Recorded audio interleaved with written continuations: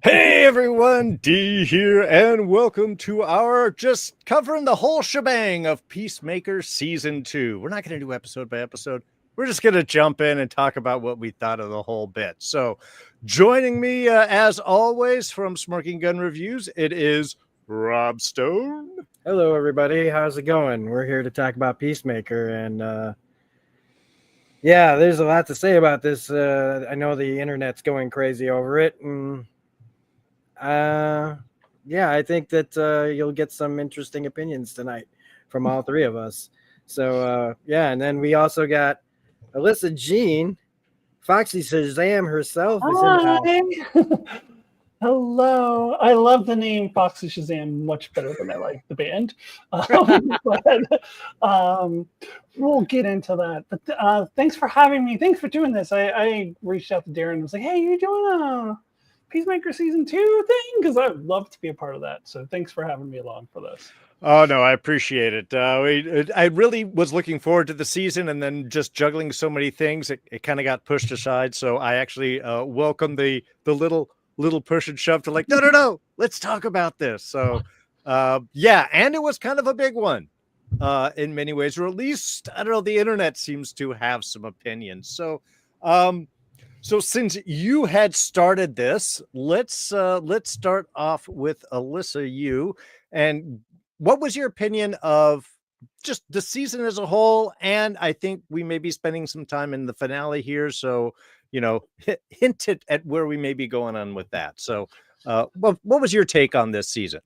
So when I first reached out to you about this, I was feeling like this was possibly one of the best shows of the year. I would say like episodes 1 through 7. If it ends at episode 7, I think I have this second best show of the year. To me, Severance, I love Severance so much. So yeah, big Severance fan. That's my number 1 show of the year.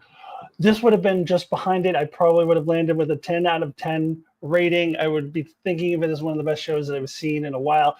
And before I get into what happens in episode 8 and why I don't feel that way anymore, let me talk about why I felt that way through the first 7, which was the character stuff was so good. I would say even better than season 1. And I actually just watched season 1 for the first time not long ago, so it was still fresh in my head. And I thought season 1 was really drew me in with the character stuff too. But season 2, first and foremost, you have Chris Smith, the Peacemaker, and his character story. I would kind of compare it to Loki over in the MCU as far as like how far this character travels over the course of 2 seasons and his character arc and his character journey. He starts off as the guy from Suicide Squad film. What was his line? I'm trying to get peace no matter how many people it takes to kill, or whatever. Yeah. That I'm paraphrasing. His line was, which he also restated at the beginning of season 1. We get to the end of episode 7, and he that guttural scream like, "Ah! What is wrong with all of us?" And I'm like, what a character journey from that point A to point B. And then of course, Adebayo has strong character. They all had character, except maybe Economos. Economos was just making bad jokes and hanging out with Adrian, I feel like. But definitely, I like Adrian's arc, Harcourt, of course. Some good stuff. I felt the comedy was a little stronger to me in season 1, but the comedy is not the whole thing for me. It was really about these characters, and then on top of that, telling this story of Earth X, which I love how it reflects on Chris's character, how he, desperately wants this life, that he wants it so badly that he completely is ignorant of the fact that he's a giant Merle. But also, I don't want to get into the weeds of it now, and we can talk about it later, but just how that made me think about our own world and reflecting on where we're at and things like that, which I can get into later. But just a lot of reflecting and I love shows that like make you think. So There was a lot of that happening. And I just felt that ending of episode 7 was just so powerful. I would have liked to just marinate in that. Just his what is wrong with us? Like, I would have just liked to have been left there. Then we tack on the finale, which, if you've heard the phrase, it could have been an email. I think this could have been a post-credit scene, a 3 to 4 minute post-credit scene, as far as what I felt was needed. I felt like they put a little, I don't know, want to say ruin, but a little damper on Chris's story arc by like having him suddenly go. All of a sudden, I feel like very quickly everything's good and happy, and we're all starting checkmate, and everybody's happy, and it's just seemed to happen so quickly. And now all of a sudden he's thrown into salvation. No, it's dark, and I felt like James Gunn was like, "Ooh, isn't this dark?" And like, we're trying to feel something. And like, I already felt something at the end of episode 7. And you kind of put a damper on that a little bit by adding this unnecessary stuff. And the boat stuff, I felt like I was good with just having it happen off screen. And honestly, when they showed it, it wasn't as good as what I pictured. I would have rather have been left to my imagination, because in my head, it was like 2 real life drunk people sharing a passionate kiss, like real life people do in the real world, because I felt like these characters always felt so real to me. And that's why this show is so great, that I just felt connected to these characters, that even though they're in these fantastical settings, it feels like real people. So I'm picturing like a real kiss, not this fancy schmancy Disney bullshit when they're like in slow motion. I'm like, what the fuck is this? And like this Hollywood bullshit. Like, I was picturing like a real kiss, like what real people would do in real life. And like, I thought it was over the top. And the fucking I'm sorry, Nelson, like, I don't need a 5-minute montage of Nelson and then another 5-minute montage of Foxy Shazam. Foxy Shazam, I'm only familiar with them from the show. Like, yeah. I liked the opening credits of both scenes. I like the little dancing that they do, and I like the choreography. I like that song in the context of the opening credits, but then they got to go and do a 5-minute unnecessary montage with that band. And I'm sorry, I don't know if you guys are familiar with Foxy Shazam. This is new to me. So to me, I was like, this guy, he so desperately wishes he was Freddie Mercury. He's trying so hard to be Freddie Mercury, and he sucks. And James Gunn is like, if you watch his podcast, the official podcast, he's so proud of his shitty music. I don't want to see 5-minute montages of your shitty music. And to be honest, even if it was music I liked, I don't think it was necessary. Like, even I would be like, oh, I enjoyed that music, but did we need it? And they just spent a lot of time setting up the DCU. I honestly think James Gunn could learn from Marvel on how to set up future projects. When it's not having anything to do with the story that you're telling in that current film or current season of a show, it's a post-credit scene. But he's like going on the record of like making fun of Marvel for their post-credit scenes. And I would prefer if it has nothing to do with this. And I had the same problem with Superman when they threw in the Supergirl scene.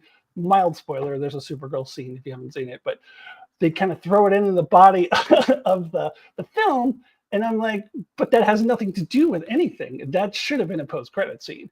And I feel like they did a lot of this unnecessary, like all of that unnecessary montage of all those people going through all those different doors and people dying and showing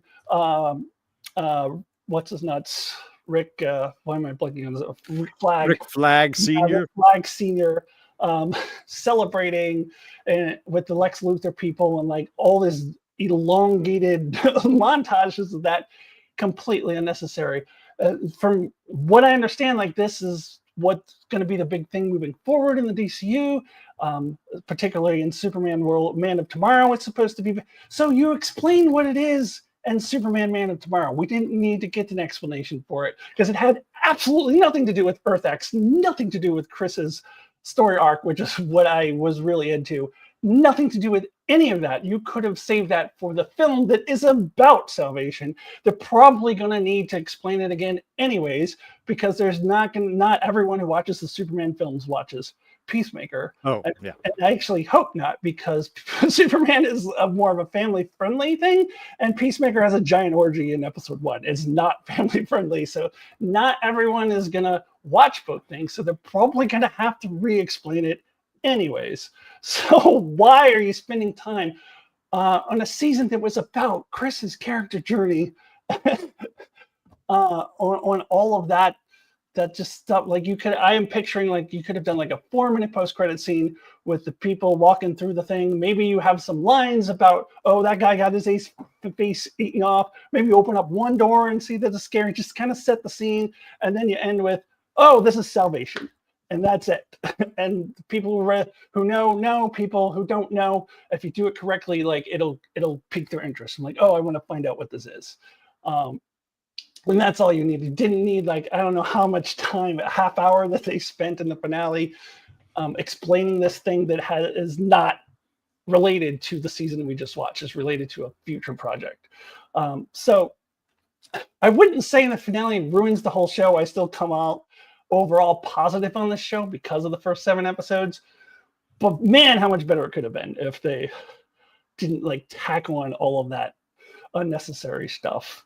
And even there were some good scenes, like the scene without a bio and a girlfriend, I thought was very powerful, really well acted. Did I need that? No. Like, as good as it was, I don't think it was essential. This is not the Adebayo show, it's the Peacemaker show. So I don't think it was essential. So so some of the stuff was good in the finale, but it wasn't necessary. So still, yeah, I still feel pretty good about the season overall, but I wish the finale frankly didn't exist, but at least it was done a little differently. All right. And yes, that was I desire peace no matter how many men, women, and children I have to achieve to get it. All right. Well, and that seems to be a bit more of the common thoughts that I have caught up on the social medias on how they were taken with that final season. And, a lot of excellent points right there. Rob, what did you think? Are you celebrating the death of MTV right there, Rob, with your shirt? No more music television. It's very sad. But let's talk about this. What did you think about this season and the finale? This is Mojo TV from X-Men. Even better. Yeah. So Mojo TV is taking over. Look, I have a lot. Man, we don't have enough time. Because I'm sitting here listening to Alyssa, and I'm like, yep. Like, but as at everything, I was just like, I have to say this then. 3 years ago, over 3 years ago, Peacemaker season 1 ended. Strike one. That is too long to be in between a television show's first and second season. I forgot about it. I barely thought about it, and then all of a sudden it was here. It was coming. And Superman had just come out, and I loved Superman. I didn't love all of it, but I loved Superman pretty good. And I've liked James Gunn. I've loved James Gunn since, look, I don't know how much of the trauma stuff I've seen of his, but I've loved him since the script for the Dawn of the Dead script that he did, that Zack Snyder made. I love the movie Super so much. I love the movie Slither so much. I love Slither. And I loved Guardians 1 and 2. Guardians 3 to me was, I don't know. I've been a big fan of this guy. I like his quirkiness. I like that he's broad and brash, and he's, not all of his stuff looks pristine. Like a lot, he comes from low budget.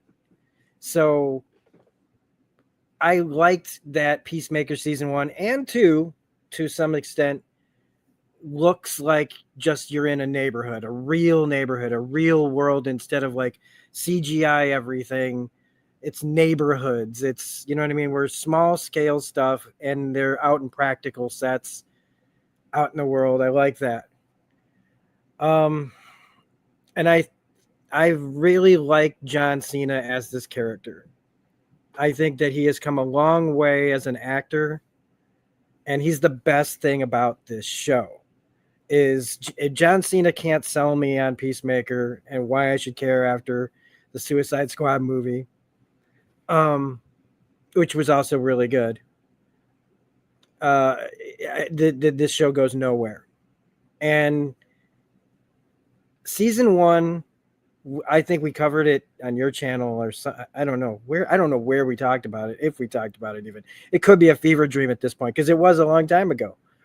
We talked about it at the end of, I think we were doing Secret Invasion at the time. And we were like, yeah, we're tired. Let's talk about Peacemaker. That's right. Yeah. So why don't we just talk about a better show? And we did. And I loved the Save the World. I loved the introduction of the characters. I loved the character arcs that they were all going on. And I loved the character journey of Chris Smith, sorry. And how he's a terrible, he's a messed up dude who's done terrible things, and this is his redemption story of how do you come back from what you've done? Can you come back from what you've done? And all the trauma that this guy has gone through, and all the work they did in season 1 to make me care about not just him, but like a lot of the other people and in that world. And then we finally get this, and I didn't have a lot of high hopes because I'd kind of forgotten about it. And I also really loved the first season's intro song. So basically what I'm saying is I loved season 1 and just about everything about it. Even though the episodes were short, they also knew what to do with the time that they had in those episodes. And they felt like, okay, they've done this each episode. Season 2 to me did everything the opposite way. That I liked everything in season 1, and then everything in season 2 just about, except for John Cena, I like do a 180 on. Now, it wasn't until recently that I listened to somebody else talk about the real themes about this season and about how Chris's journey that I just wasn't getting while I was watching this season. About depression, about suicidal thoughts, about, like just where he fits and, everything that they did and all the complicated feelings that he had, so that by the end of episode 7, when he has this complete kind of emotional breakdown, that was like the best part of the entire season, was his emotional arc at the end of this season. Everything before that to me was like watching episode 5 of Alien Earth. What are we even doing here? What is even happening? These episodes are so short, and there's all these plots, all these character arcs that you're starting that don't seem to be going anywhere except for Chris. And then they just kind of resolve shit at the end. Like all of a sudden, like you talk about Adebayo and her wife or girlfriend or whatever, it just suddenly goes, oh, we're not right for each other at the end. The first season would have handled all these character arcs better than this season to me.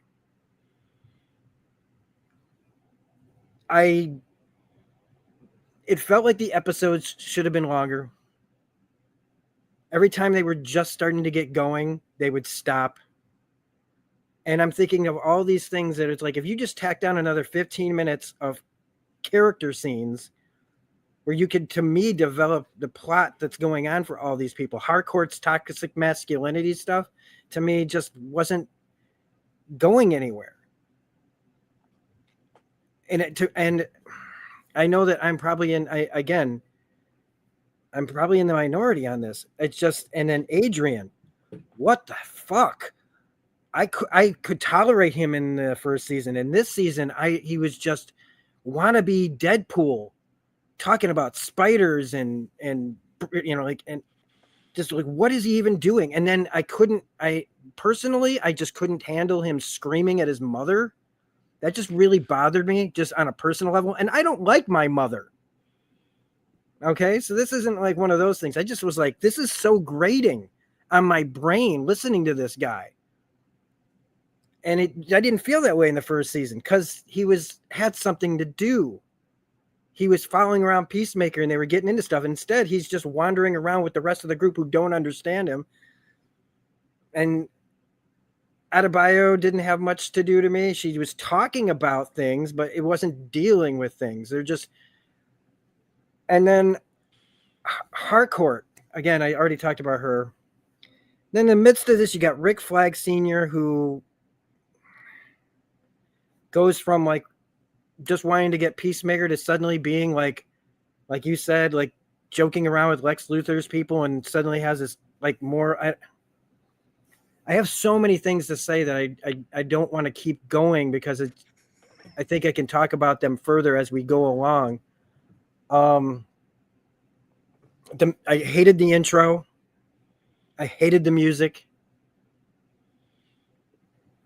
The eagle thing, what the hell was that even for?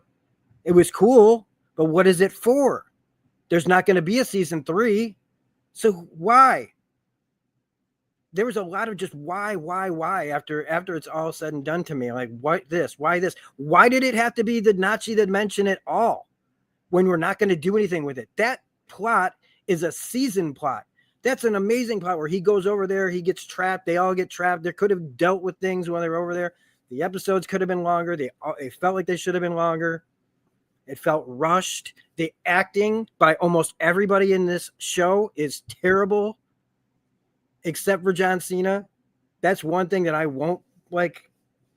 Nobody's going to be able to convince me otherwise. Adebayo's all right, but the acting from almost everybody else is dog shit. Jennifer Holland is not a good actress.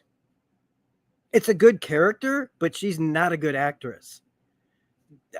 The guy, what's his face, who played Langston?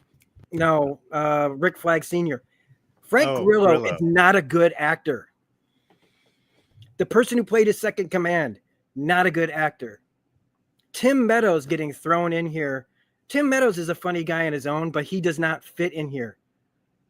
It just does not fit. And I'm like, why? Why? You're funny, but why? And they wasted him. If you were going to have him here for anything that would pay off, the end credits scene, talk about birds, not spiders. Have something to do with the guy's bird blindness. At least make that something. I think, and here in the end, after all is said and done, I actually do understand the story of Chris's mental illness. This is a story about mental illness. And I appreciate that, but I hated the show that it was in.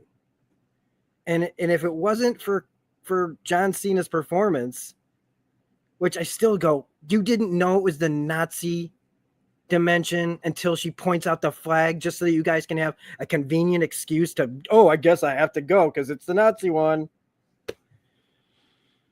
And then and then we haven't even gotten to the finale, which again, you said it was like the Lord of the Rings, Return of the King, where it was the entire ending of Return of the King, where it just wasn't necessary. A bunch of stuff that just kept going and going. 2 musical montages and one from, I agree, Nelson. Look, James, we all know that you like this era of music and it's your show and you can do whatever, but Nelson, I didn't even know they were still alive. There's so many other crappy hair bands you could have pulled out of retirement. Any of them would have done. Scorpions, Queensryche, just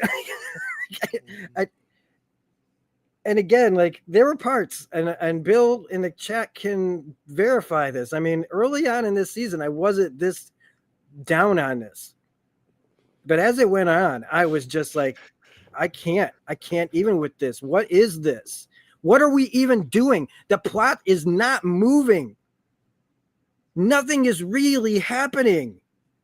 It is moving at a snail's pace, and it's 8 episodes?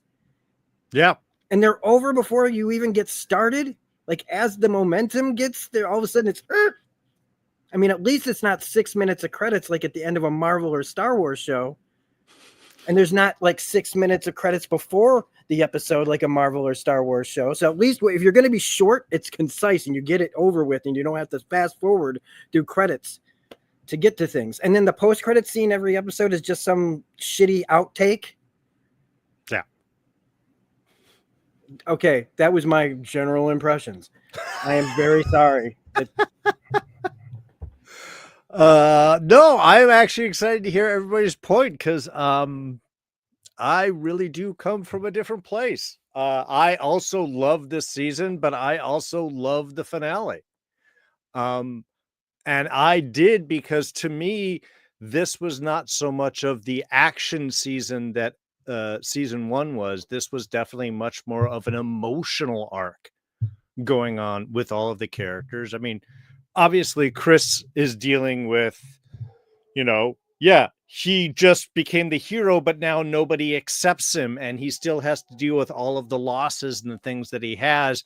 And when that gets pushed away and he sees a world where, oh my God, my dad's alive and my brother's alive and people love me. And, I got Nazi blindness. It's different from bird blindness, apparently, but you could see why that would be like such a grab for him. And I actually loved how it was really countered with Harcourt's arc, which was kind of the opposite of what Chris was going through. Chris was really trying to step into and acknowledge his emotions and to be there and to reach out, all the things that Ads really, praises him for later on, whereas Harcourt's the opposite.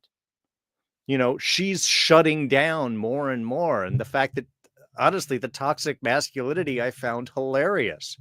And it makes sense that this is someone who's just, I bet it was just after that kiss that we kind of see that first scene of her beating the guys up in the bar, where she is just, I don't want to feel, I don't want to reach out. I've been hurt. The only way that I want to feel anything is just the fighting, the battle that we do, and her whole kind of arc.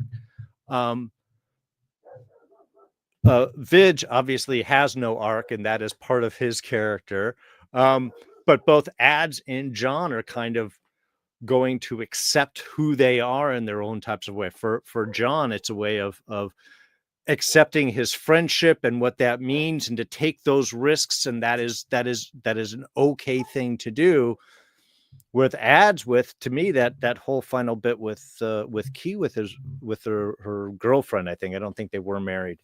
In a way of saying that love sometimes isn't enough, that sometimes that you need to appreciate where people are going and what you want, that if my happiness is going to cost your happiness or vice versa, even if we have love, that's not a healthy thing for all of us. And some of those, it's finding those kind of healthy relationships. I mean, I love the whole Earth X bit. It fooled me the first time that I was watching it. It wasn't over on a second viewing of one of those middle episodes where I was like, hey, wait a minute, something's not right here. So I appreciate that at least Harcourt picked on it faster than I did. But again, that's a way of to me, and that was right. In some ways, the action finale was that episode 7. And I think that did that great. And yeah, those emotional bits with John Cena. I mean, look, man, freaking hats off to Cena. He has put in the work to really develop his acting chops. And I think that he impressed me several times through this, where I was just like, wow, I feel something. And I was not expecting John Cena to bring that out of me. So to me, that was, I loved all of that. But that, to me, that final episode was about the healing bit that everybody needed. In 7, everybody is still wounded. We've acknowledged that we're here for each other, but we haven't actually faced and healed the emotional wounds that had brought us to that. And to me, that's what the final episode did. And yes, we did not need 2 music montages. And yes, was there some additional stuff? Until right now, I had totally forgot about the eagle, the one eagle sub arc in the middle of the episode. Despite I love them bringing back Michael Rooker to play an entirely different character for this one, because it's Michael Rooker. And yeah, I mean, and there was some stuff like, Langston's whole bird blindness was just kind of ridiculous, and a lot of those character interactions were just like very weird and over the top. And I certainly agree that the seasons, while last season episodes were short, this one was so much shorter, like at least like 5-10 minutes for each episode. Most of them were just about, I think they averaged between 30 and 35 minutes for the whole season.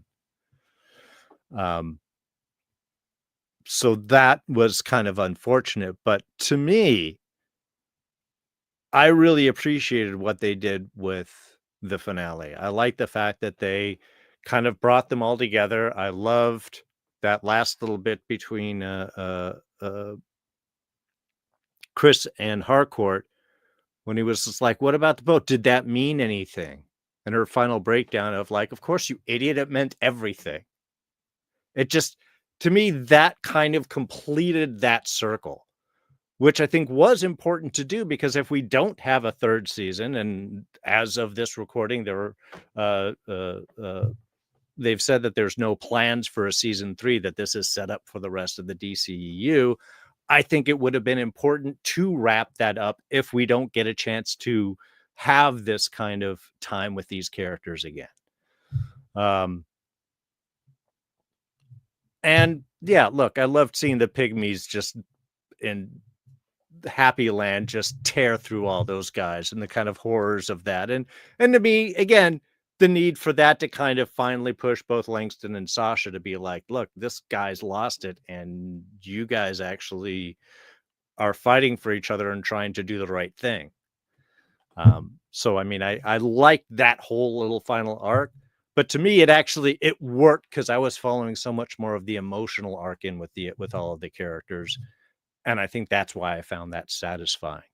But they definitely did to me, action finale was episode 7, and then emotional finale was episode 8, with, probably a lot of groundwork being laid for the future DCU. So, all right. Well, we do have kind of a big setup for what, I don't know. I guess I'm kind of a little just thinking of where do we like where this is set up and where things are going, or, because I mean, I enjoyed Superman also, but I definitely felt like it was, and now back to Superman, already in progress, is very much how that felt. So I think you hit a good point where it's like they have to reset this stuff up. Otherwise, they're going to jump right into Man of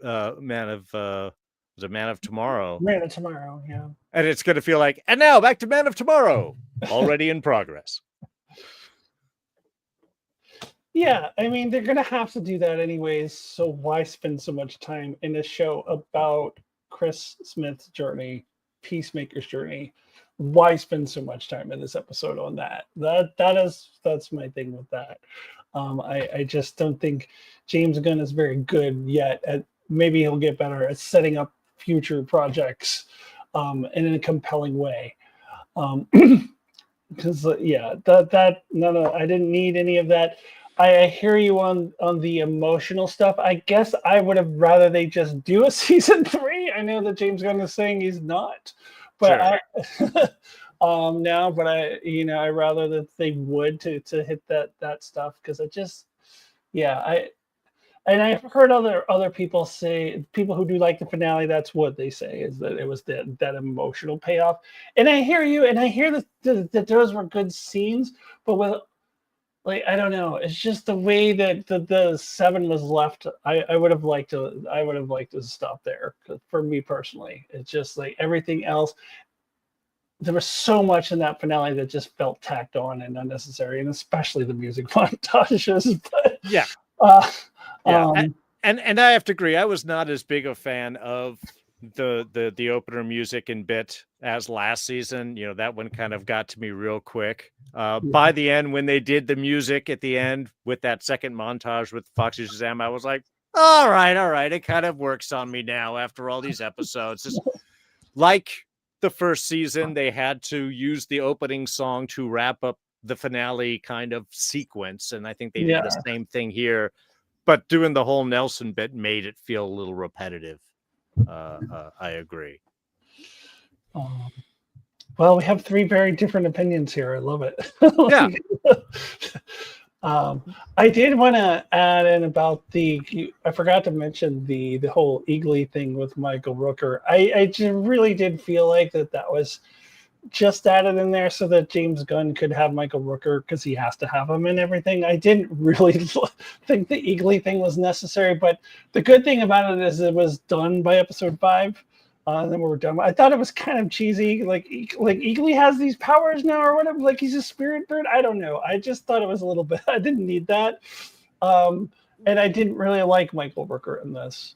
Well, the odder thing about that is apparently Michael Rooker wasn't originally cast as that character. They did almost like a Back to the Future where someone else was cast and they shot the scenes and it just wasn't clicking for them. So they brought in Rooker who like jumped in and redid all of those scenes. But James Gunn was like, oh shit, I forgot to put Michael Rooker in there.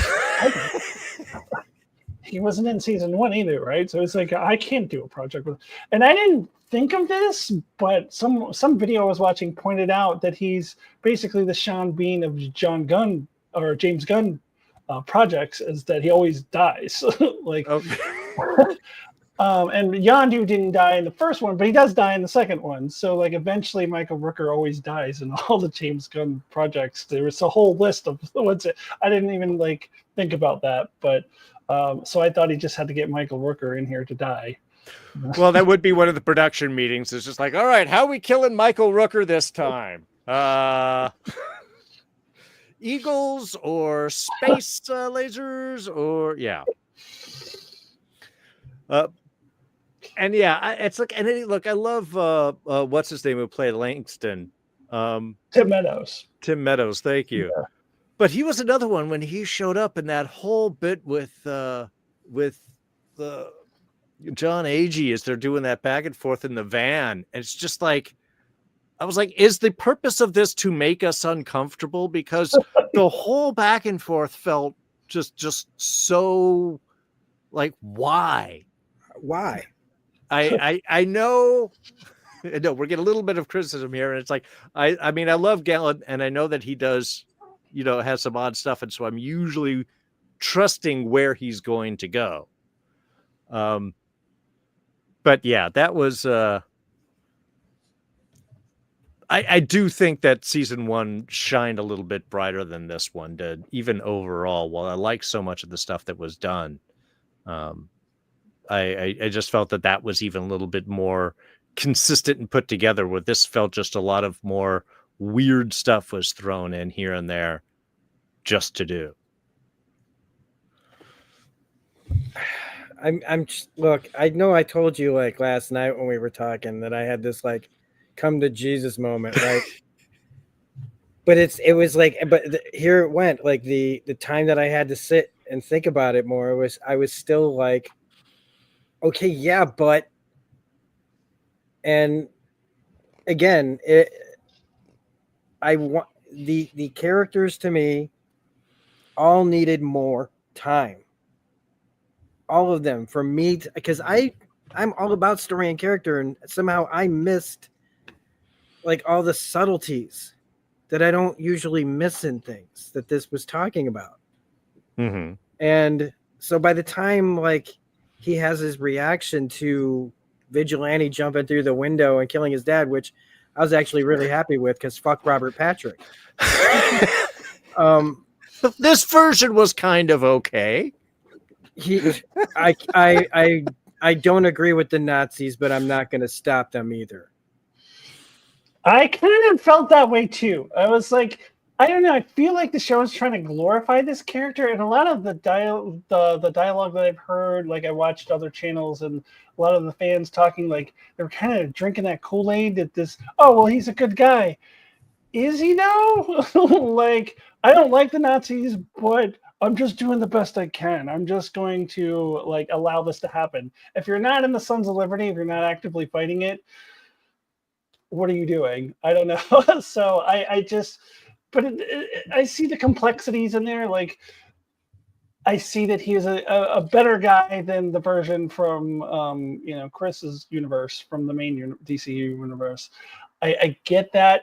So it's a little bit complex, but I felt like it was being portrayed as, oh, he's just this great guy, and like, well, kind of. I mean, he is, but yeah, I mean, I don't know if I would go that far. I mean, to look at the fact of like a mirror universe type kind of thing where, that Peacemaker is, kind of a drunk psycho asshole who might be the racist that they thought that he was in season 1 when he's talking to his buddy at the hospital.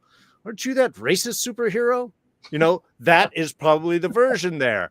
And I think, Augie has that little statement like, I saw a version of me and something was wrong, is, well, since the version here is a racist bastard, perhaps that version of Augie isn't necessarily a racist bastard, and he actually loves his family, whereas Augie seemed to be more at odds with his family. But I would agree that that's kind of the extent that I would go. The fact that they are the heroes in Nazi America, I'm not going to shine too bright a light on them. Yeah, and I also like, we're jumping around a lot, but I do want to get into the Earth X of it all. But I also feel like it's kind of never mentioned again. It's just we're meant to just sort of forget and sweep under the rug that not only did our Chris Smith Peacemaker kill all of the heroes fighting Nazis, the Sons of Liberty, he killed them brutally and like really disgusting, brutal ways. And these were the guys fighting the Nazis. These were the good guys. And he didn't realize it at the time that that's who he was killing brutally. But I mean, I don't know that was, I mean, maybe you can wrap it into Chris's overall, his regret for all the killing that he's done. But I feel like that deserves a little bit of attention. Like, those were the good guys, and you not only killed them, but like in really brutal ways. Like, those are the guys fighting the Nazis. So that kind of gets swept into the rug a little bit. I'm not gonna pick on that too much, because I do think like it probably can count it as his overall like redemption of just the regret for all the killing he's done. But maybe a mention of that, I don't know. Sure. Well, I mean, and I think that was one of the things that were lost with definitely moving out of Earth X so quickly, because there are a few things that they sort of lay out. I mean, one, Rick Flag Jr. shows up just to show that, hey, this is different Harcourt and he's still alive and you got to be uncomfortable. But his presence there never really goes anywhere. Yeah.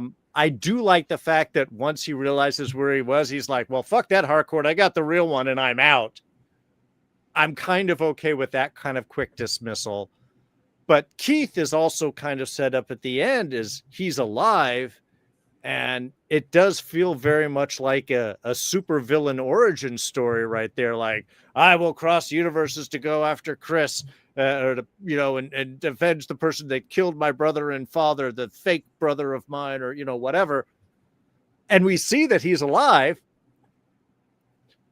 but that's never touched again in that last episode or anywhere else. So it's like, so there are definitely a few of these. And I think even with that I don't think there was any time for him to realize that the Sons of Liberty that he killed were the good guys per se, because that was in Vigilante's little sub arc of we're all just the same no matter where we are.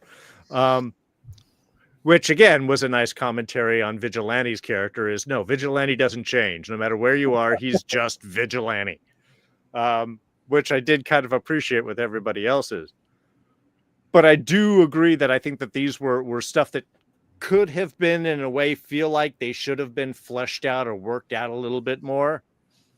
That to Rob's statement there was kind of like, all right, and nope, it's Nazi Earth, and we're out. Bye. Forget everything else. Yeah. I mean, Well, go ahead. all right. So again, there's no season 3 coming. To a point where, okay, if we thought 3 years was longer, then it's probably, if they do make a season 3, we're looking way down the road, way past that, to the point of who gives a fuck. Okay, so why does it matter that they were in Dimension X with a brother that now has a supervillain origin, which would presume, right, that he's pissed and he wants to kill Chris, and he could bring his Nazis over here to our dimension somehow and create conflict without the without there being, unless they make a Peacemaker movie down the road. Why even have that? Why not just have his brother dead again? Why leave him alive in another dimension unless somehow it pays off later? And maybe it will, but it feels to me like when you say, like, here's this, it's mirror universe. Why not just make it a universe where things are just different things happened to different people? And then to me, everybody that went over there could have had an experience that affected their arc, so that when we get to the finale, right, with, let's say, Adebayo sees her girlfriend and has some kind of interactions with her or her other self, or at least spy on her life, to give some kind of context that reflects on her life. Same with John Economos. Vigilante got it, but nobody else did. Like Harcourt kind of saw herself, but it was more just like, the woman in a Nazi world, a white lady's life in a Nazi world situation. They didn't get to explore any of that. If the whole season had been the Justice Gang didn't like me, and I feel bad about my life, and I go over and you could have the whole thing where he kills his other self and he goes over there, but they all go with him, and they're all just there going through their own adventures for 8 episodes until they realize they've got to leave, and they've got to convince Chris to leave a better world that doesn't need Nazis for him to be convinced. Also, it's creepy that he slept with other Harcourt under false pretenses. That's creepy and rapey. Yeah, impersonating yourself. That's kind of, yeah, and that's another thing that's not. He does some pretty fucked up shit while he's over there. That's another thing, and it's not really touched on at all. And it could have just been that, and it would have been at least story for character wise to me, just for me, is my own opinion, would have felt more satisfying. Or skip all, like, what Rick Flag Sr. wants Chris. That felt like, when I was watching the trailers, what this was going to be about was Rick Flag going to do everything he can to get Chris. But he's just playing catch up the whole episode, trying to find the portal until the end. And then he gets the portal, and then he suddenly just becomes some other person, where we're doing Super Jail 2. We just had Super Jail and Superman. Now we're doing it again. And we drag Lex Luthor into the story so that he can just say, hey, let's do another Super Jail. And I know that some people are saying that Salvation is going to be this thing from the comics that ties into Darkseid and all that stuff. But isn't that already jumping to Thanos a little fast? Yes. Anyway, like, aren't there lots of threats in the DC universe that they could get to before then? And with other movies, they will tackle some other things. So I think everybody thinks that, and we kind of touched on this, that James Gunn is still learning to be the Feige of DC. And he's still learning how to connect all this stuff. And I think that to think he's just going to be Kevin Feige is, I don't think any of us should think that. He's just going to be James Gunn and how James Gunn does it. And however much DC or Warner Brothers or whoever owns this by the time the next movie comes out, who knows, man? Paramount might own this. You know what I mean? Netflix might have bought them out. So somebody else from higher up could have some other opinions on how to handle all of this stuff. Depends on how much interference. Yeah, it could be just like, oh, let's just jump to the DC Marvel crossover, and hey, you know what? Let's throw in Luke Skywalker in the middle of it. Let's do a DC Marvel Star Wars crossover. Yeah, and then we'll just since oh man, I almost just went. Wow, I have pull back, because I was just gonna go down like a whole other. Just let's cross everything over. Let's not go down too many rabbit holes here. Yeah, control myself. So yeah, going back to like the Rick Flag stuff, wasn't this going to be that? And then it's just, no, he just puts him in salvation, and then that's your punishment. They get a decent scene with those two where he punches him around a bit, almost kills him, but it felt like it was like, again, too many plates spinning in a short as hell per episode season. They had tons of great ideas, but it just feels so uneven. It feels rushed. I mean, the guy is trying to do so much. Kevin Feige never wrote and directed shit, right? He's just the guy who says, cast this person, put, he's not, he's the grand overall puppet master, but he's not the guy writing and directing and producing and any of that stuff. James Gunn is trying to do all of that and be the puppet master and make cartoons and and everything else and make I'm sorry, his podcast, the podcast for this is dog shit. It tells you nothing. There's no insight. It's just, hey man, let's hang out and talk about how much fun it was to do this. Remember when you got kicked in the nuts? Wasn't that wild? And I really like Nelson. It gave you no fucking insight into the episodes at all. It was just like, hey man, Tim, it was really good. How many takes did you do for that one fucking stupid joke? Like, the guy's already doing too much. I think he needs to. This should have come out a long time ago, or he should have just delegated this over to. There's a thing called showrunners, James. You hire them to make stuff so that you don't have to do all the work. And again, I'll shut up for now. It's almost like I just get a quarter in me and I have to go for a while. I think that eventually he's gonna have to. Like, he's gonna get burnt out. Like, he's gonna start learning to delegate.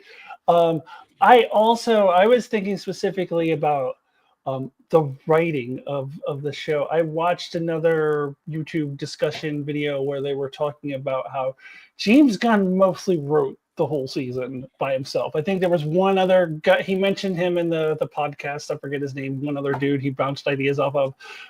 But for the most part, he wrote this show, and he could have benefited from a robust writer's room. And maybe hopefully moving forward, he is going to start involving more. I think he's going to eventually have to, because I think he will be burnt out from trying to take on too much. But hey, maybe some writers, in the room was like, hey, James, maybe we don't want to watch 5 minutes of your crappy music. Okay. Just politely, like, maybe other opinions in the room would be helpful for him. And I agree. I think he eventually is going to need to hire on showrunners and be more of the Kevin Feige. But I did want to get back to the Nazi stuff because I had a lot to say. Did you have anything to say on this, Darren, before? No. Let's jump to Earth X. Because I wanted to get back to that. I personally, I thought it was really powerful. I liked the Nazi stuff. I didn't feel like it was just this cheap out for Chris to have to leave that. To me, I will agree though about the brother. Like, I didn't understand, like, why not just kill him off? So he's this threat out there. How is he ever going to even? Peacemaker is now in Salvation. So is this guy going to go to Salvation to find him? Like, how is he even ever going to cross paths with him again, or is he just simply in some other project just going to take a bunch of Nazis over, like Rob said, and start? I don't know. I do agree with that aspect of it. I don't understand. It's like they just wanted to keep him alive just in case they wanted to use him for something. I think it might be something like that. But it's possible that I think James Gunn might have even said that in one of the podcasts, that they originally were just going to kill him, and he's like, well, we might use him later. So they're keeping him around. That part I agree with. But to me, the point of the Nazi, I thought it was a really powerful character story for Chris Smith. Because he's struggling in our world. He wants to redeem himself. He wants to be a good person, but he just can't. No matter what he tries, just everything he touches turns to shit. And he tries to join the Justice Gang to prove that he's a good person and he can be a hero, and they just laugh him out of the room. And no matter how, and he just keeps trying these different things, and no matter what he does, just everything turns to shit. And so, but he wants to be this good person. So he walks into this world that upon first glance, he's a good person. His father is alive and he's a good person. His brother is alive and he's a good person. And he gets to be with Harcourt, who admires him as this good person. Like, he thinks that his other self was a good person. And he's a hero in that first episode that he goes in there. He's like, best dimension ever, because it's like his dream world. It's everything that he ever wanted. But to find out that his dream world is the Nazi world, and for that to all come crashing, I thought that was really powerful. Like, yeah.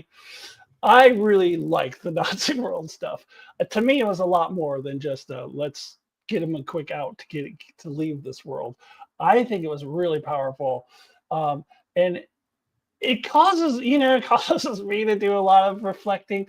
I didn't notice that it was a Nazi world at first. You know how I found out? I watch a lot of YouTube channels, and there's one. I think he's on heavy spoilers now. And this guy named MT Mastertainment. It's an African American guy. And after that first episode, he was like, "You know what I didn't see here? White people or black people.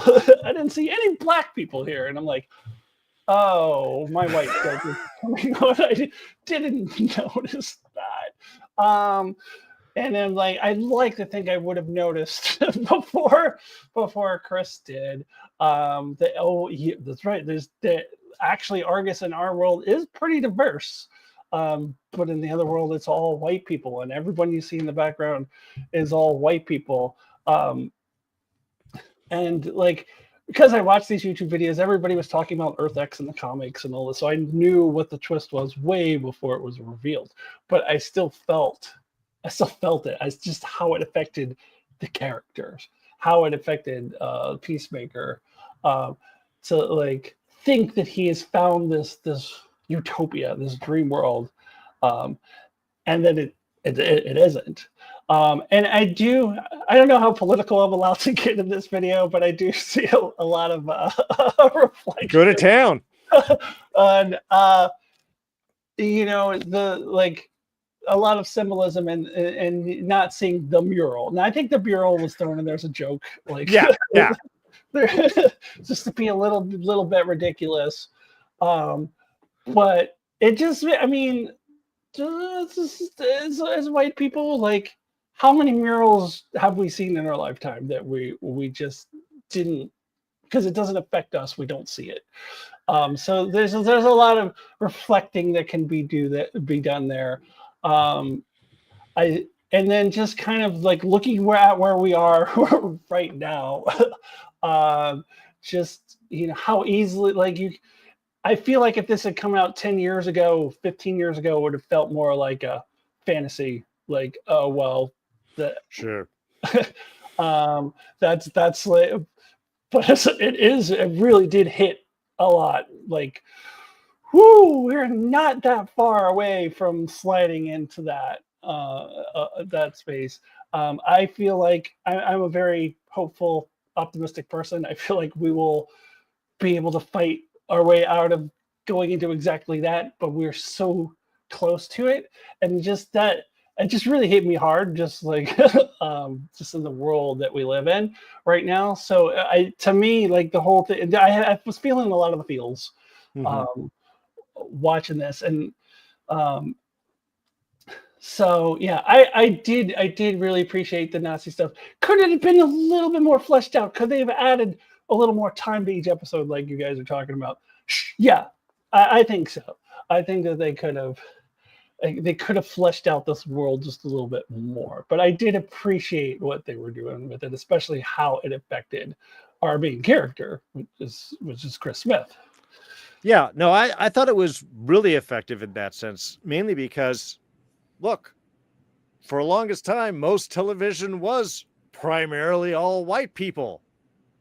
And depending on where you are and where you live, that still might be what you see a lot. And I think that was the great use of it, is it just sucks you in. It makes you think, oh, surface, everything looks okay. And that's the great thing about, the Earth X twist is, on the surface, yeah, maybe everything does look great and cool and wonderful and heroic and all that.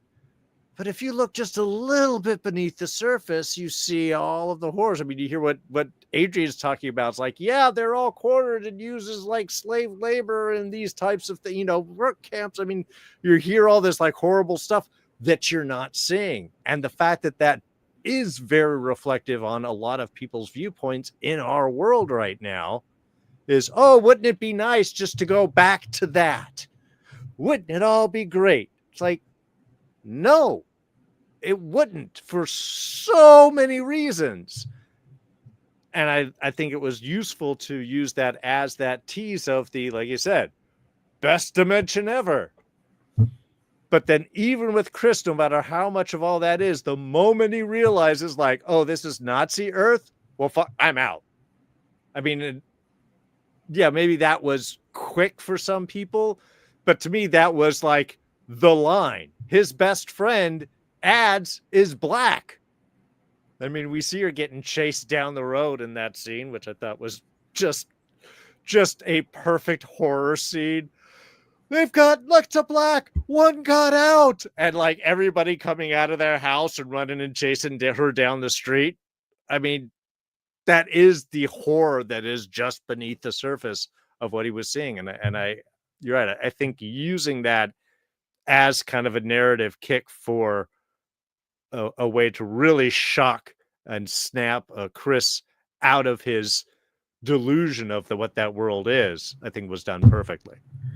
Remember how everybody was pissed off when Flea couldn't catch Princess Leia? Yeah.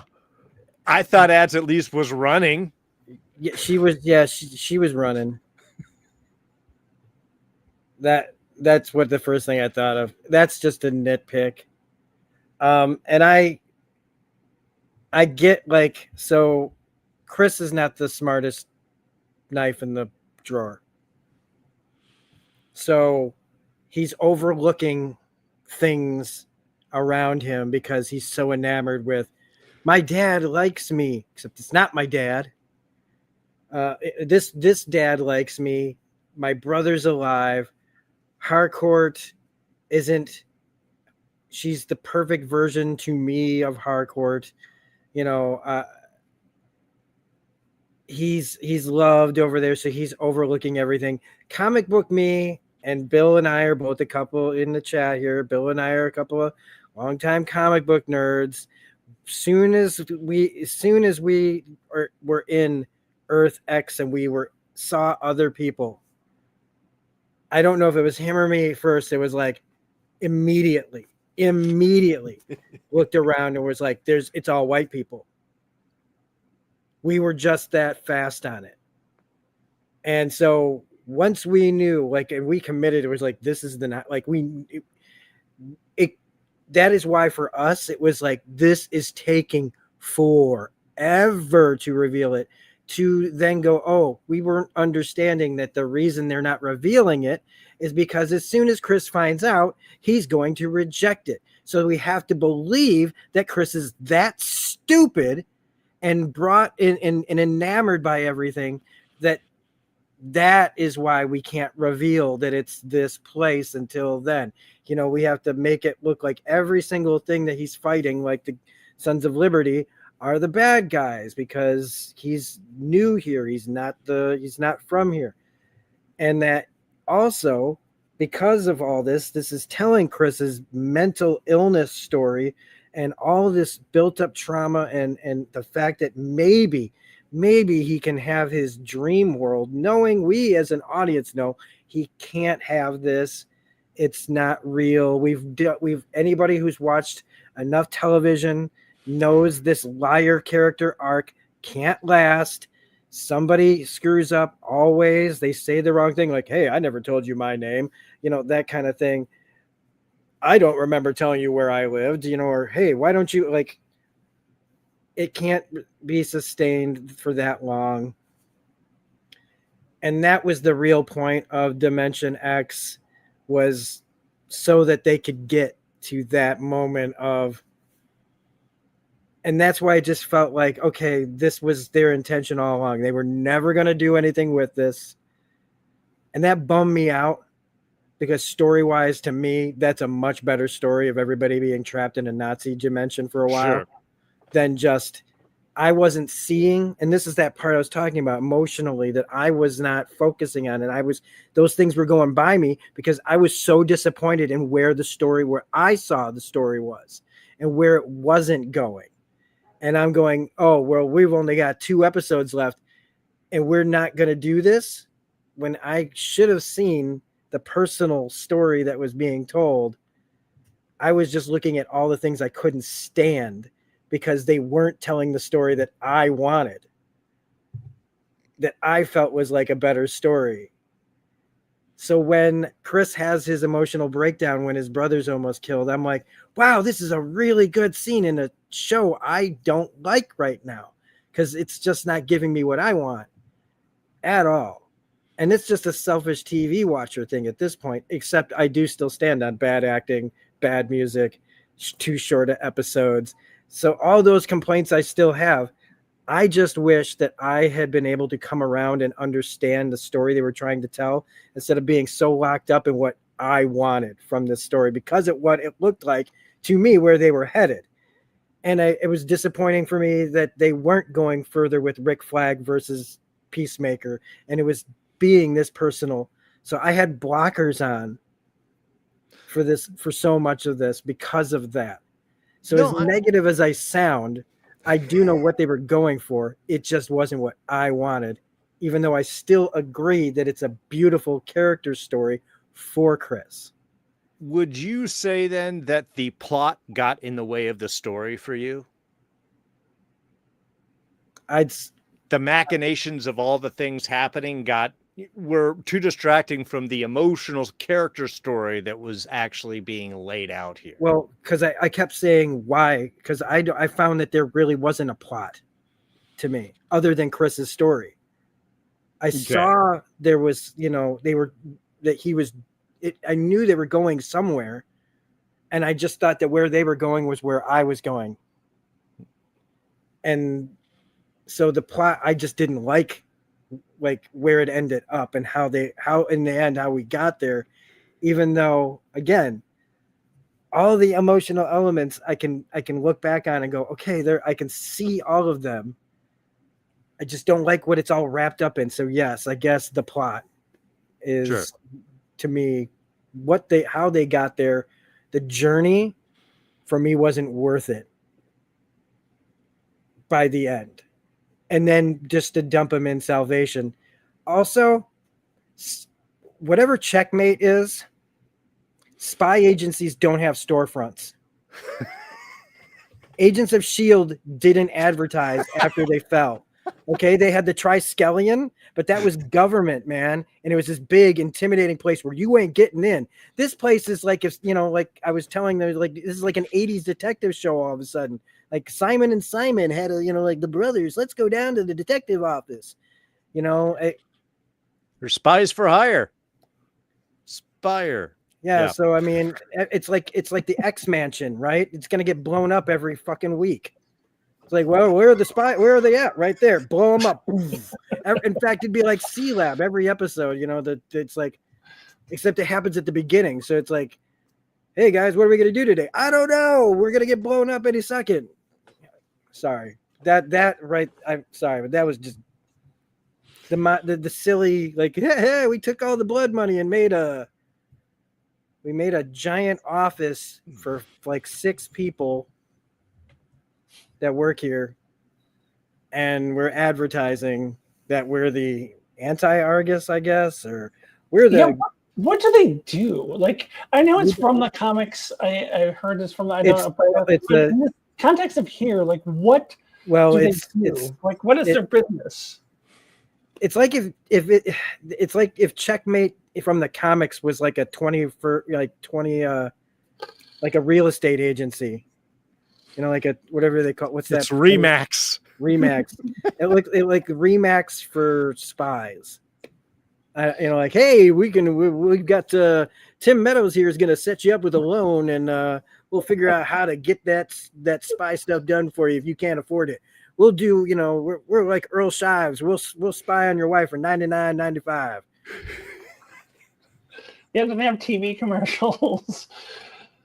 Yeah. We'll spy on anybody at any time for only $19.95. Yeah. Yeah, I don't know, and I didn't understand like what they do. Like they're just sitting there at their desks making comments about. They're still talking about spiders and spider facts. Like, but what are you supposed to do? They're setting up chairs, though, right? They're setting up chairs, and they're all happy, sticking pencils in their nose, moving furniture around. Yeah, they're gonna get murdered on rental. Like costs. A 57-minute episode. This was the long episode. Yeah, this was their big episode. Not any of the other ones that had tons of potential to tell more story and more character. No, let's put 2 musical montages. But think about it, that's just 2 musical montages. Then you got the montage with them making Checkmate, right?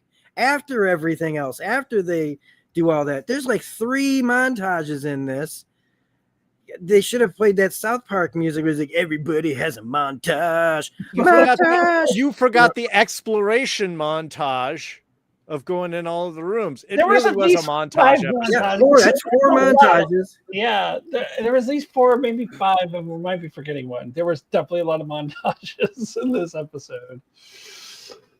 Yeah. And I mean, I in a way I can kind of get why they may have done the whole extra dimensional space exploration at the end here, because that is more connected with Peacemaker, and from what it seems to be is they're like, oh, and now we can just go right from here to that without going in there. So I don't know if we would see the extra dimensional space later on. That might be saved for whatever next series in case Keith comes back or they want to do more of those. So they may have done that in a way to just tighten up the story as, oh, this is how we found it. And of course, everybody was always probably asking what's behind those other doors. And that there's also the exploration of like the alien that his dad killed that had the interdimensional thing, that where did so many things like Peacemaker's own equipment, was this all just ripped off? You know what I mean? Like his dad didn't make any of this. He just found the helmets in there. Is that you know what I mean? Like there's a lot of potential here that now we might, who knows when we're going to get any more answers for this show. I don't know. Well, I think they left a lot of these open as fertile ground that they can go back to if they choose to. And in a way, I kind of appreciate them not killing off Keith or that, because the one thing Marvel does, unfortunately, is for the longest times, it killed all of its villains, and then you could never bring anyone back. So this may be at least a way of going, if we don't have to kill them, let's not, so we can maybe touch them or maybe not ever see them again. I think that might be more of the fertile ground they're trying to lay here with this last little bit of where they could explore, but wouldn't be obligated to. Yeah. I mean, I get that. Like I think he's still figuring out where he wants to go. He's got probably the basic outline, but I think he wants to leave doors open for things like that. I personally get it. I just like things to be tied up neatly, so I don't like things. I don't like hanging threads.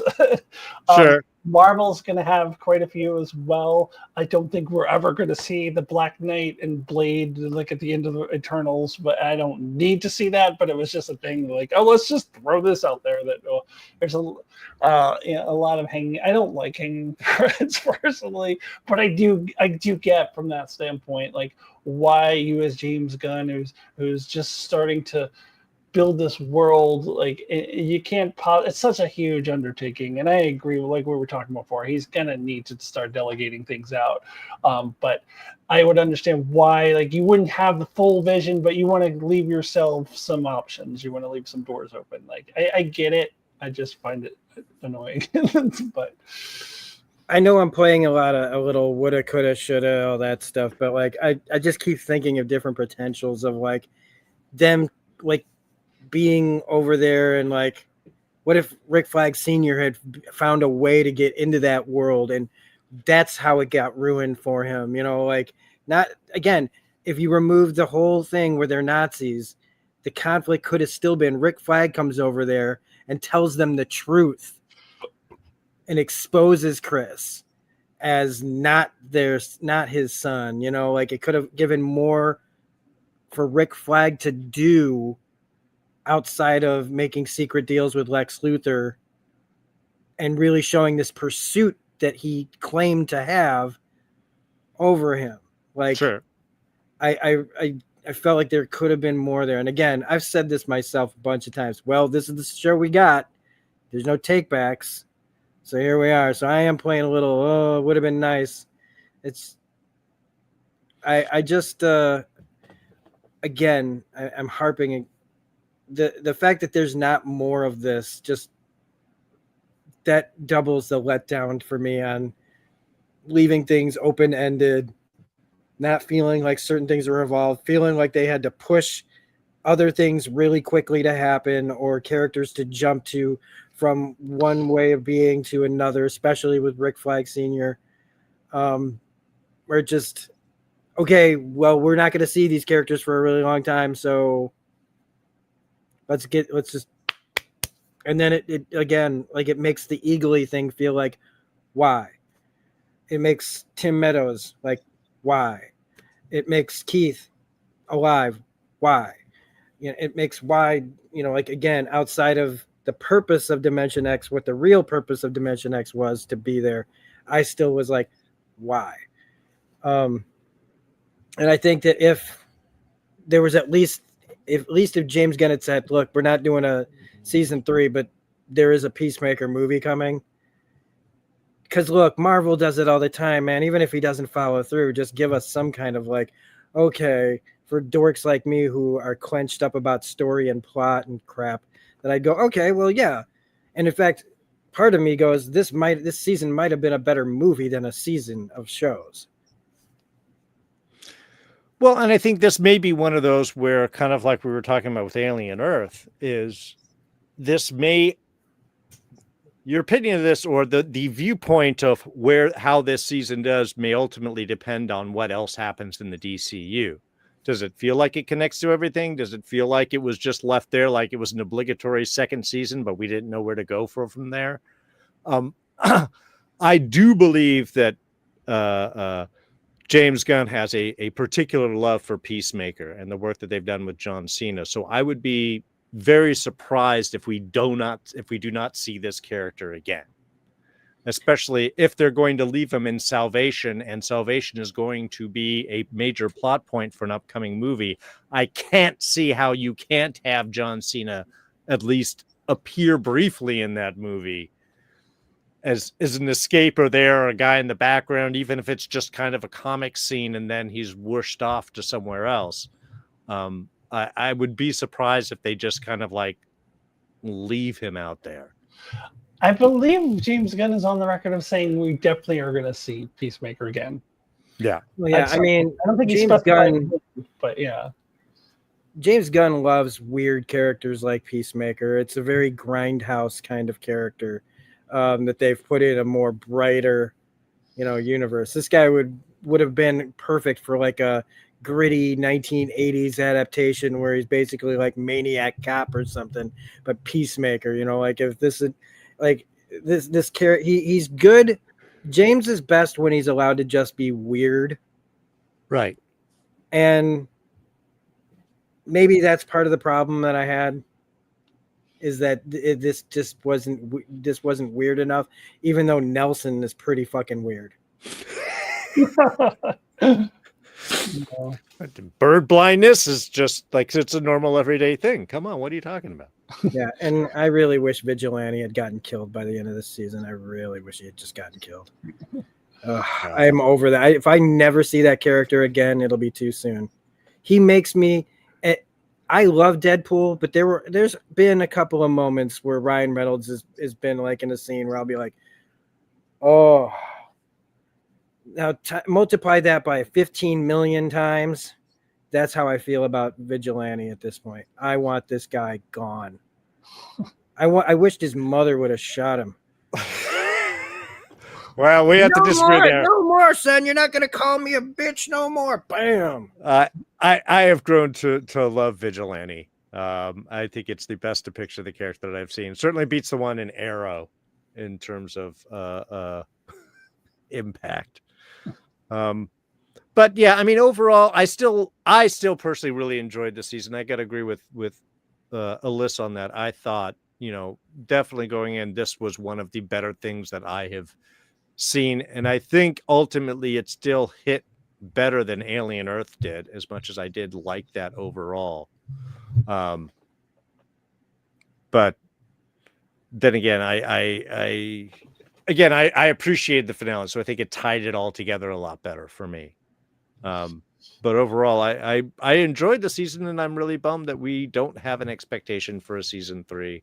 And now I just don't know what to do with my time. Oh yeah, you do. Yeah, I think I've heard that we're going to see all of these characters again at some point, unspecified time.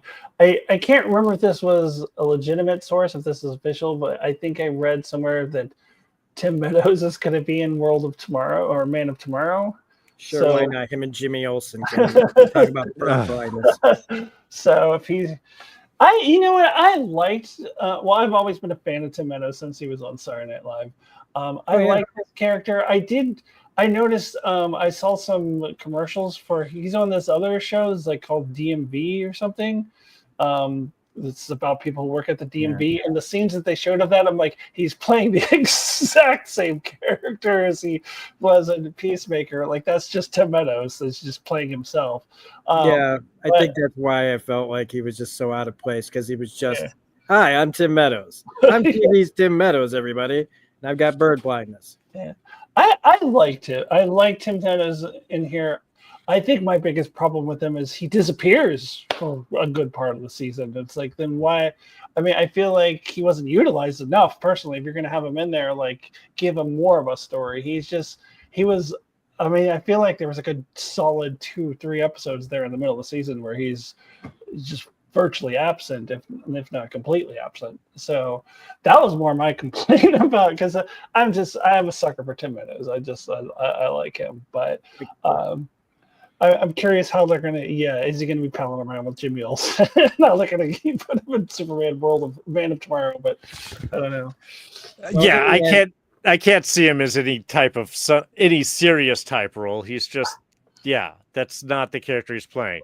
Well, in the end, I do want to reiterate. I stand by everything I said. The acting, the music. All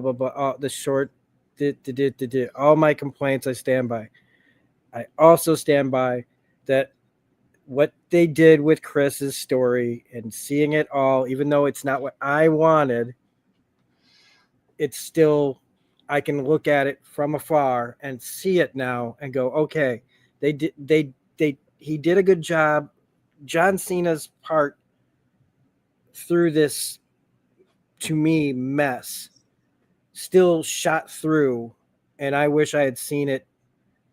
I wish I could put that over the things I didn't like about it, because I see it now. I just can't also unsee the other stuff. So there's this really great story about mental illness and forgiveness and forgiving forgiving yourself, forgiving other people, like so much about friendship and all these other things that are there that I just wish that I could live with them dually and somehow sit back and watch it and enjoy it for what it's trying to do. But I can't. I will never rewatch this season because I can't do both. I can't do both with this for some reason. So I'll rewatch season 1 and pretend that everything ended. And then the next time, and I'll just remember that somewhere Rick Flag threw him into a prison. I don't know how he got there, but he's in Salvation now. And I'm just going to erase everything else because that's just a healthier thing for me. That way I don't dwell on something I don't like very much. Well, I, for one, am glad we got season 2. I mean, to me, it's still pretty close between season 1 and season 2. Like, I would have definitely liked season 2 a lot better without the finale. It would have been hands down better than season 1 for me personally. I think it improved upon what season 1 had started. But adding in the finale, I don't know. Season 1 definitely had a much better ending, in my opinion. So, yeah, we haven't talked about this yet, but I really liked the move from DCEU to DCU. Like, the first season is set in the DCEU, in an entirely different cinematic universe, and that's why I didn't watch it when it initially came on, because at that point, I was like, why am I going to watch a new show from a dying universe? Like, we already knew at that point that the DCEU was not long for this world. And from my perspective, thankfully so, because I could go on and on. I'm not going to, but I could go on and on about Zack Snyder and how much I just do not like anything that he's done. I watched there was an interesting essay video by, if you ever watched the channel Screen Crush with Ryan Airy, he did a whole essay like comparing, he agrees with me, like, James Gunn better, comparing James Gunn's like whole philosophy to Zack Snyder's philosophy, and Zack Snyder is more of the Ayn Rand. He was a big reader of Ayn Rand, and more like portraying his superheroes as gods. Like how Henry Cavill's Superman is this god, and he's not sure if humans are worthy of him, whereas James Gunn's Superman is much more down to earth and is human, and I appreciate that a lot more. I've just never been. Let's just say I've never been a fan of Zack Snyder. So to see that universe die and for it to be replaced by this, I, for one, was very happy. And then when I first heard they were putting Peacemaker in the DCU, and I also heard that there were going to be some alternate universe shenanigans. I think I saw the teaser trailer way back where he's like going best dimension ever. I thought maybe he's going to go from the DCEU to the DCU. Yeah. But I like what they did better. They just simply retconned a couple things, and instead of the Justice League, it's the Justice Gang, and I'm like, that works for me. Like, because there really wasn't a lot of connection to the DCEU other than that Justice League cameo and a couple of other references to the Justice League, which they just retconned in the previously on to Justice Gang. And then, of course, the James Gunn's the Suicide Squad movie was originally in the DCEU. That also gets kind of dragged into the DCEU along with it. But that all works for me. So now you've got characters from there. You've got Rick Flag. I'm a little unclear, but I've heard that they're not going to have Harley Quinn, or at least not played by. Why am I blanking on everyone's name? Margot Robbie, yeah. Margot Robbie, yeah. So there's a little bit of iffiness there. If they're going to have like Harley Quinn played by someone else, but wait, wasn't she? But still, overall, like, all of that works for me. my big hang up is I'm still trying to figure out why when Rick Flag Sr. is animated, he has gray hair, and then when he is in real life, I guess he's dyed his hair. But Frank Grillo isn't he like, he looks like he's the same age as the guy who plays Rick Flag Jr., so I'm having a real problem with that. He's actually 15 years older yeah, but they than look, him. so he had him when he was 15, okay. He had him when he was That's like what I said. Yeah, it was yeah, like what? Why does he looks like the age he's supposed to be in the Creature Commando show, and then I understand like it's the actor, like Frank Grillo was voicing that character in the show, and then they just show Frank Grillo as he really looks like in real life, but dye his hair gray or something. Do something. Apparently that was the plan, except the Grillo was also cast, or he was in the middle of filming something else, so they could not shift the hairstyle. Is the excuse that I have heard. Is that you want to know who would have made a great Rick Flag Sr.? And then it would have solved. We would have been able to just erase one character and cast him as a different one again. Is just make Michael Rooker Rick Flag Sr. Oh yeah. Who cares? I don't know. But the handling though, what you were saying about the first season was in the DCEU, and this is in the DCU. All these stupid anagrams, or whatever they are.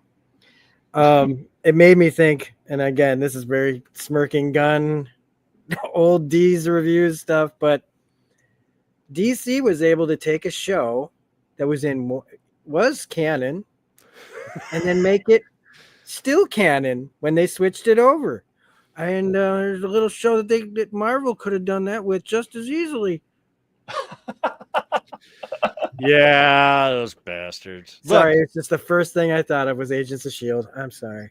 Before we wrap, I think we need to touch on probably the best scene in the entire series, which was Judo Master electrocuting a pool full of Nazis. Come on!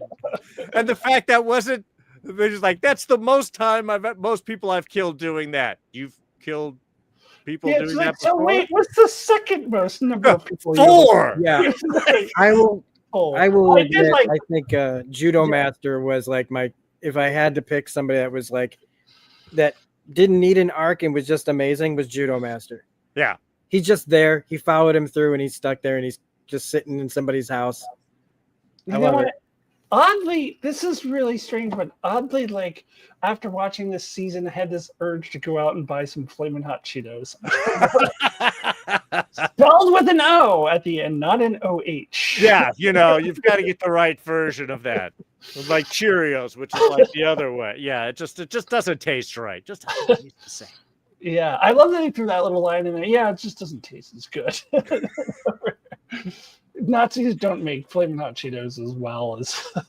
Look, man, they don't have that skill set. They don't know the spices. They don't know the spices.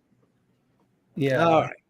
Well, is there any last little bits anybody wants to touch on before we wrap things up here? John Economos being told to do a distraction when everyone can hear him. Everyone can hear their conversation, and he's like, "It's not working." Distract him back. Like that was silly. Steve Agee is just, man. I love Steve Agee, but that's the scene where I'm like, why are you trying to do a distraction scene when everyone can hear what you're saying? But also right there.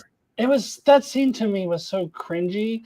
And the fact that instead of doing a post-credit scene that actually is meaningful and is setting up something for your future project, you're just going to do like an expansion of that scene, which was cringy to begin with. Like that whole thing, like I think I fast-forwarded through it because I just couldn't stand to watch it. Like it was just so, it was not good. And yes, he was also, he was I'm not doing it good. What do you want me to do next? He's saying it loud, like everybody can hear him. Like you're doing that in front of everyone.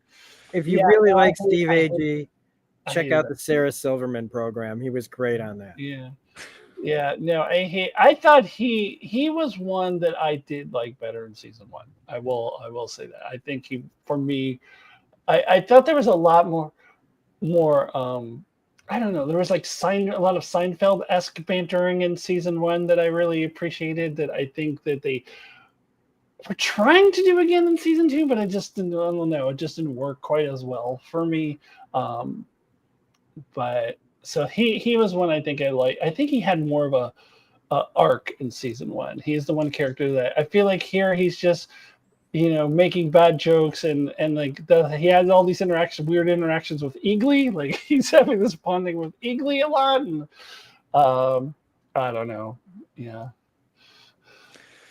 Very good. Very good. Yeah. Well, I mean, and I think that was the one thing with season 1 is it was definitely a tighter show because they were all together dealing with the mission. And so they could do a lot more back. And here, like they do with often when they get to a second or third season, is they got to spread the characters out.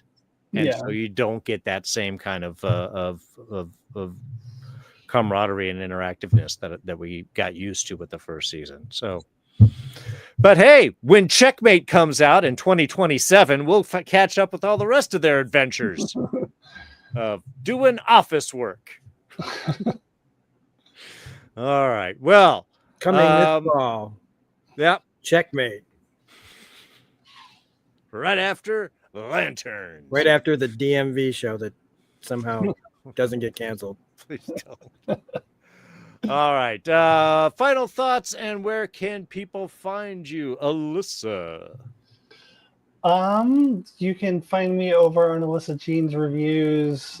I mean, I'm not really producing new content very often, but I've got plenty of older stuff you can look up, especially if you're into Star Trek. I've got a ton of Star Trek stuff on there. I've covered a lot of the MCU in the past as well, and I still do things occasionally. I don't think I have anything on the books coming up anytime soon, other than probably a discussion with I think Darrin, you and Mark and I are going to do another Star Trek related discussion coming up, but that's going to be on Mark's channel at some point. Is that next week? I believe that's next Monday over on Jackman of Eternity. Yes. Yeah. Yes, that is right. So I will be still doing some crossover stuff like this. But if you want to check out my channel, I've got you can check out my older content, especially Star Trek related. Excellent. Excellent. And Rob, anything you want to plug? Well, if you like Critical Role, we're covering campaign 4 of Critical Role episode to episode. We'll probably be doing this for years as far as how long this campaign lasts. And we're also going to be talking about the Mighty 9 show next month when that comes out. I don't know if I'll be doing that by myself or not. I'm playing Baldur's Gate 3 Vox Machina campaign. So we're doing more Critical Role stuff. We're wrapping up Act 3 with our Vox Machina characters. I'm playing Ghost of Yote. I am playing Alan Wake 2, which is bonkers in the best possible way. I love it so much. We're playing Star Wars Outlaws as soon as I can stop playing one of the other 2 games. But Alyssa, there is a little something that we will probably want you on that we're both doing. So, what's that? Oh yeah, well that's our podcast that we're doing. Yeah, your podcast. Yeah, I would love to be on that. And that we're going to be wanting people to show up on our podcast to talk about topical things that are important to us, personal stuff, all kinds of stuff. And I've been yammering about my stuff now, but that's what we're doing, right, Darrin? That's right. So you can catch Rob and I on our new podcast on a new channel. It's called The Outer Rim. It is definitely not a Star Wars program, which is also the name of our first episode that will be dropping. It's dropped right now. Actually, you can head over there to the Outer Rim Pod. Click on the first episode. That is episode 1. Definitely not a Star Wars program, and that gives a little introduction onto what the Outer Pod is going to be about, where Rob and I are coming from, the things that we want to talk about. We've got some new episodes that will be dropping out soon. We will definitely want to be expanding, talking about much more topical discussions, much more personal discussions. So we will have some exciting guests, and I look forward to when we can get Alyssa here on a show. So please, while you're liking, subscribing here, and at Smirking Gun, and at Alyssa Jean's Reviews, head on over to the Outer Rim Pod. Hit your subscribe and hit that notification bell so you can be sure to be notified when our new episodes drop. I have a question. Where can you find the Outer Rim podcast? The Outer Rim is available right now on YouTube. Just like the rest of our stuff. We haven't gotten into RSS feeds and stuff to be able to get it to the other stuff. We're just starting and figuring this out. And we'll let you know as soon as you can find that. We'll have I'll have the first episode also on my channel. I think Darrin will have it on his channel as well. And I've got links. I'll have links in the description of the video. I'll put it into public as soon as we're done here. And it has a link to the channel in the description. So you can go there and subscribe to that and hit the bell and all those things so that, you can watch us talk about things other than pop culture. There's always going to be pop culture references in everything we do, but the gist of it all is much more important, and topical things that are important to us. Look outside your window. We'll be talking about those things, the things that are going on in our world. And we're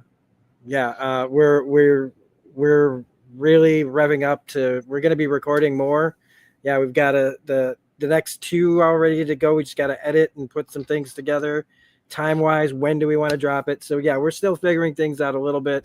But we've done a lot. We've done some fun stuff, some serious stuff, and if you're feeling like there's not enough people talking about like these things in these spaces that are important, we're trying to just be another voice out there, and hopefully you guys will be able to at least relate and think about the things that we're talking about over there, because we're going to be bringing even more. The ones we were just talking about making the other day got us both really excited.